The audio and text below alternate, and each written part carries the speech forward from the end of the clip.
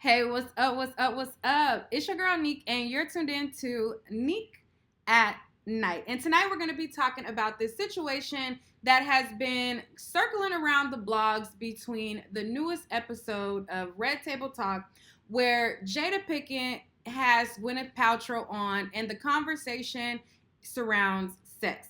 Now, there was a clip in the video that the blogs ran with, totally twisted her words, took them totally out of context, and then plastered on the blogs that she said that, she has a hard time maintaining a healthy bedroom life with her husband, Will, which is absolutely not what she said. Every male with a fragile ego took this as an opportunity to dump on her, twist her words, make her out to be the problem, and just say a bunch of misinformation that did not happen on Red Table Talk and things that just were not said.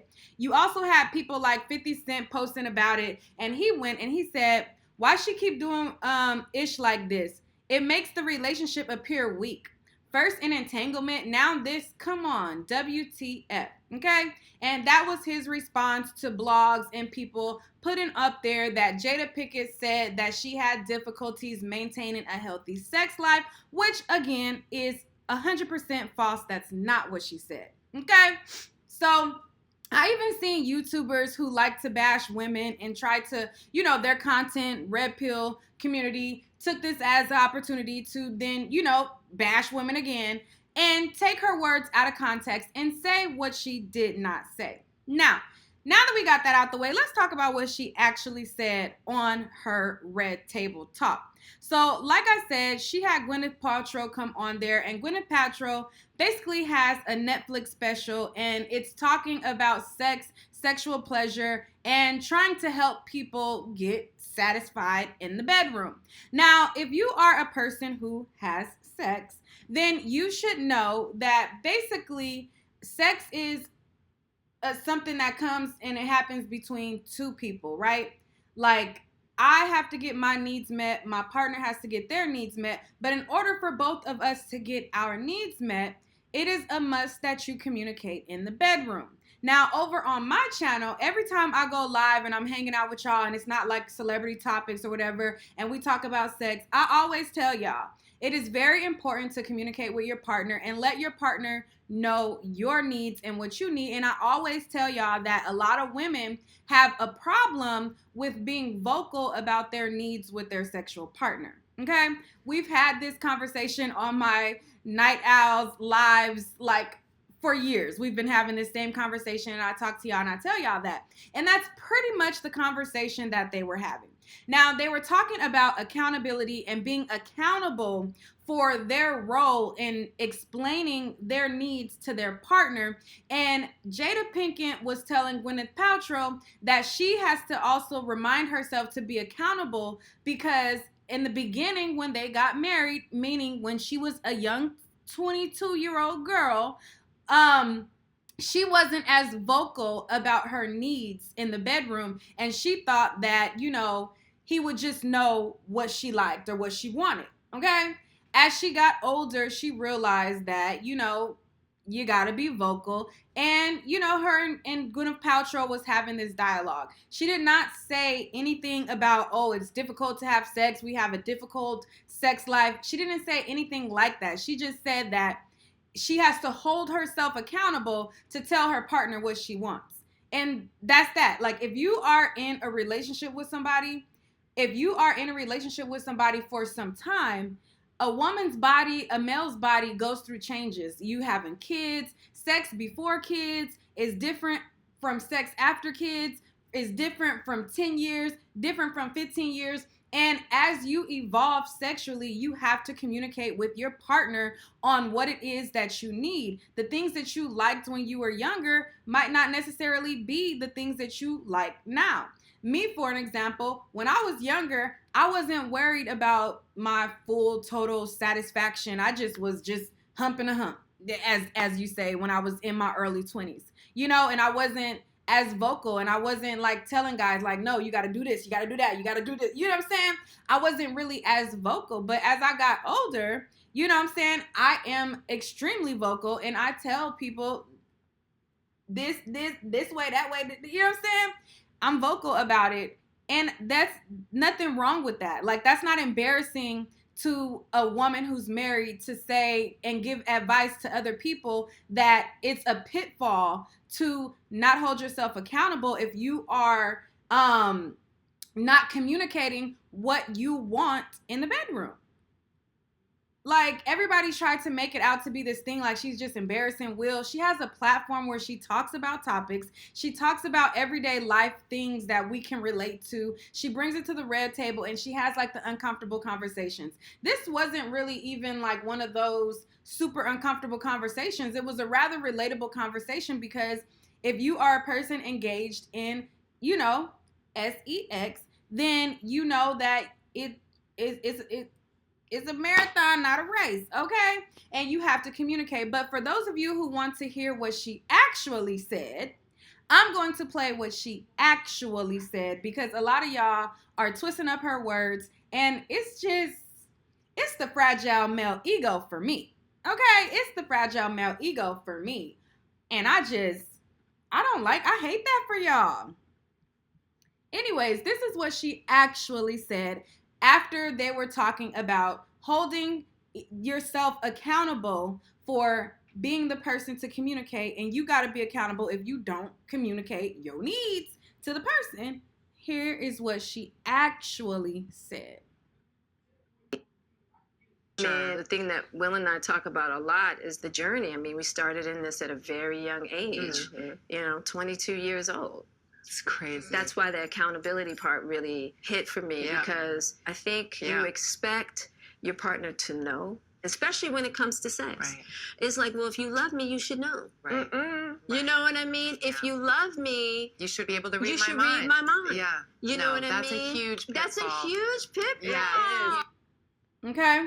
So she's like, that's a huge pitfall. Like, basically saying, like, that is a huge no-no. Like, that's a bad thing. Like, you don't just assume that somebody knows what you need. You can't just assume that, if you don't tell them, you just can't assume that they're gonna know, especially in the bedroom. Okay? And what's embarrassing about that? Saying that, it rung true to me when you said something about being accountable,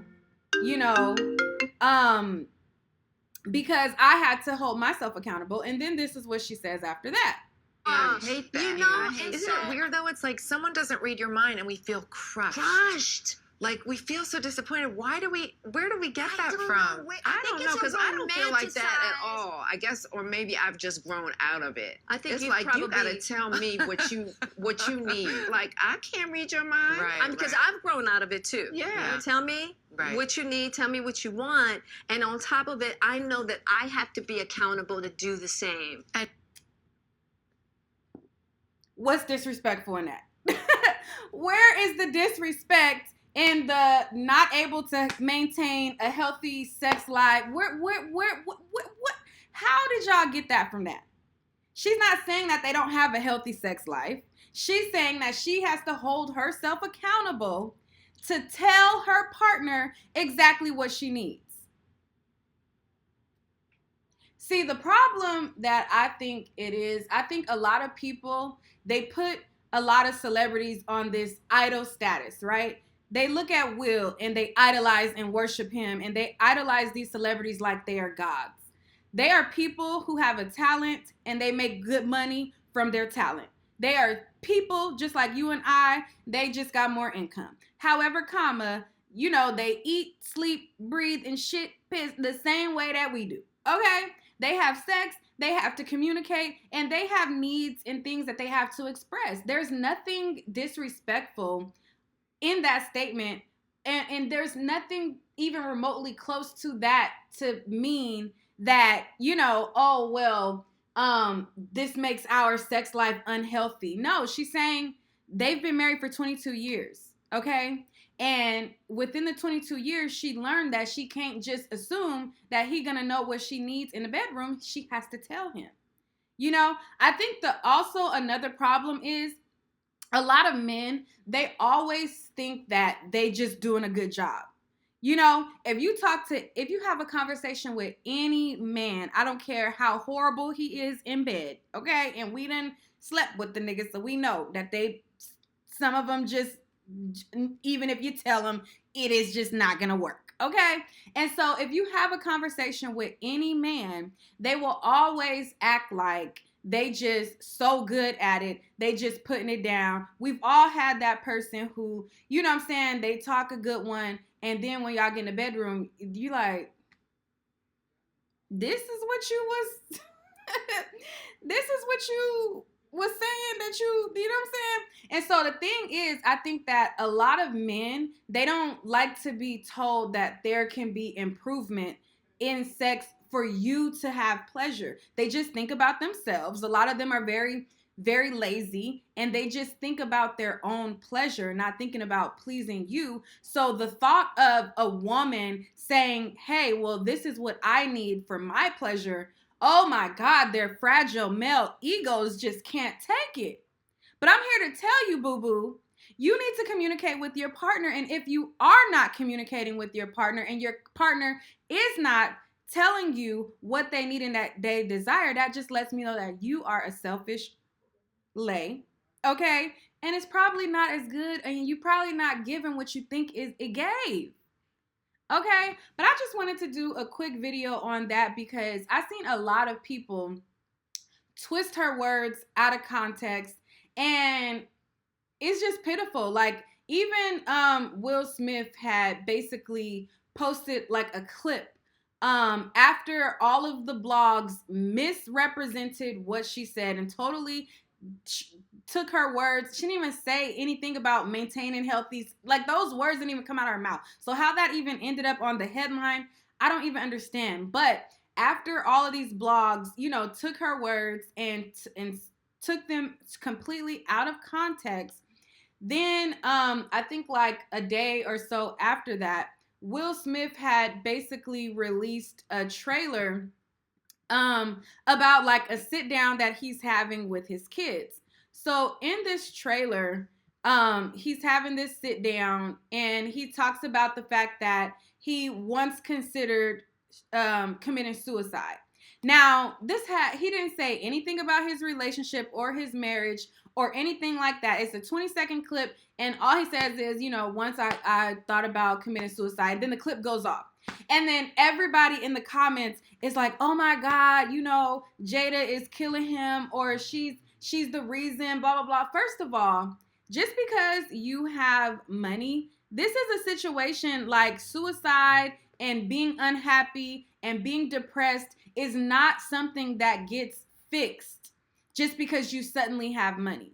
The people who claim or appear to have the best relationships that don't have no entanglements have struggles with their mental health as well. So the fact that y'all keep putting all of this stuff on there is it's sickening.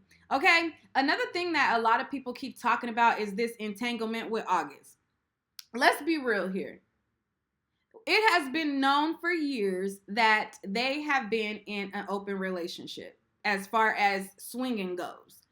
It has been known for years that Will has been doing his dirt. Okay? But the first time that we find out that, okay, well, it's not just Will stepping out, then now, you know, and Jada's doing the same thing. Now it's, oh, she's the enemy, she's the bad guy. I'm sorry if you don't know how an open relationship works, but as they've stated, they are life partners, meaning even if, you know, we may not be, you know, romantically linked at the time or feeling each other romantically at the time, we're life partners. So we're in this for life regardless. And they have made what works for them. The fact that so many people get mad at what works for them is crazy, because we will see people online who have polygamous relationships, and people think like, oh, it's interesting, it's cool, and that. But because it's Will Smith and it's Jada, and because she's doing what he's been doing, now she's the enemy and she's the problem. No, they're doing what works for their relationship. If he doesn't have a problem with it, why do y'all? And why do y'all keep twisting things acting like Will is a victim, like he has not had his own entanglements. In my last live, I showed y'all a chick that everywhere he was, she was, and she would post around. He took a chick all around the world with him. Okay, like y'all be acting like she the only one who had an entanglement, and y'all be mad at a relationship that y'all not in. I had posted a post on my Instagram. It was another YouTuber had posted it, but when I seen it, it was on YBF Daily.